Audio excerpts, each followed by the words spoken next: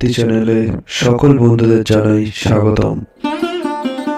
নমস্কার বন্ধুরা, ফিরে এলাম আবারও একটি শীতের সকালে নতুন ভিডিও নিয়ে। আজকের ভিডিওতে আপনাদের দেখাবো কিভাবে মাটি দিয়ে ময়ূর তৈরি করতে হয়। আর এই ময়ূর তৈরির পুরো ভিডিওটা আপনাদের দেখালে হাঁস তৈরি বা বিভিন্ন পাখি কিভাবে কাদা দিয়ে তৈরি করে নিতে হয় সেটাও আপনারা শিখে যাবেন।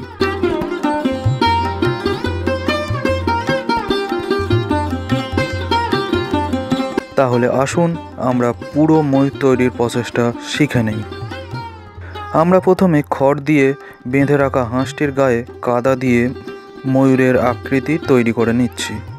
এরপর ময়ূরটির শরীরে সুন্দর ডিজাইন তৈরি করে নেব। তারপর ময়ূরের পেখমের পালক তৈরি করব এবং সবশেষে চোখ ও ঝুঁটি তৈরি করে নেব। সব কটি অংশ স্টেপ বাই স্টেপ আপনাদের শিখিয়ে দেব। আপনারা পুরো ভিডিওটি দেখতে থাকুন, আর ভিডিওটি ভালো লাগলে চ্যানেলটি এখনই লাইক করে সাবস্ক্রাইব করে রাখবেন এই ধরনের ভিডিও আবারও দেখার জন্য।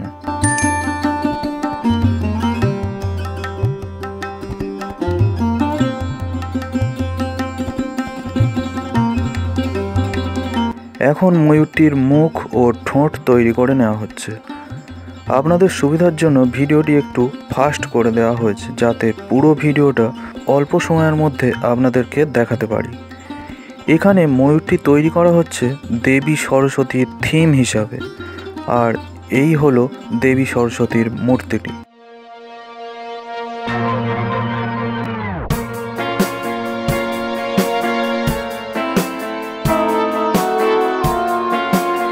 ময়ূরের কাদামাটিগুলো একটু শুকনো হোক, ততক্ষণে আমরা এদিকে ছাঁচের সাহায্যে এটা কি তৈরি করে নিচ্ছি বলুন তো? হ্যাঁ, ঠিক ধরেছেন, এগুলি হলো ময়ূরের পালক। দেখুন ছাঁচ থেকে বের করার পর কি অসাধারণ লাগছে।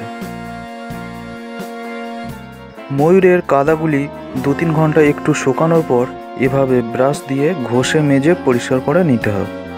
এরপর ময়ূরের মুখের রূপটি সঠিকভাবে ফুটিয়ে তোলার জন্য একটু সময় নিয়ে ভালোভাবে মুখটি তৈরি করে নিতে হবে।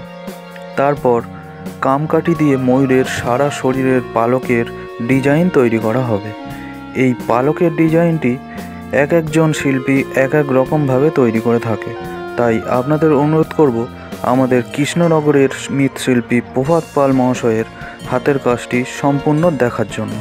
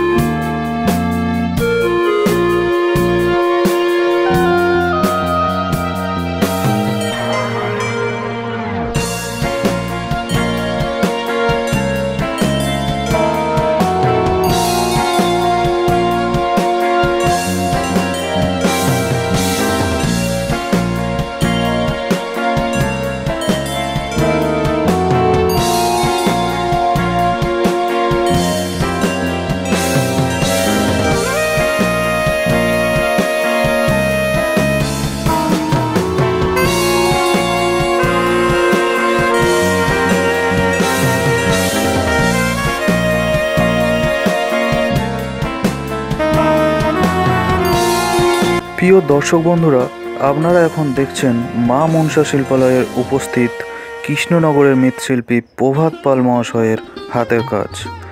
এখানে কাদামাটি লাগিয়ে নেওয়া হচ্ছে, কারণ এর উপরে ময়ূরের পালকগুলি এক এক করে সেট করে দেওয়া হবে।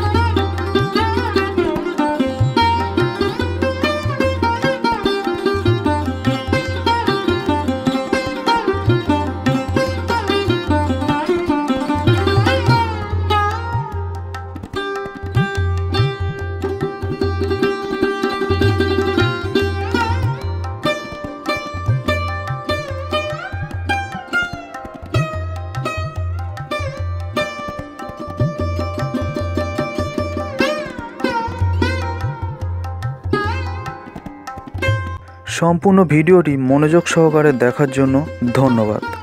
আপনারা কমেন্টে অবশ্যই জানাবেন ময়ূরের কোন অংশটি আপনাদের ভালো লাগলো। আর ভিডিওটি ভালো লাগলে চ্যানেলটি অবশ্যই লাইক করে সাবস্ক্রাইব করে রাখবেন। এই ধরনের ভিডিও আবারও দেখার জন্য ধন্যবাদ।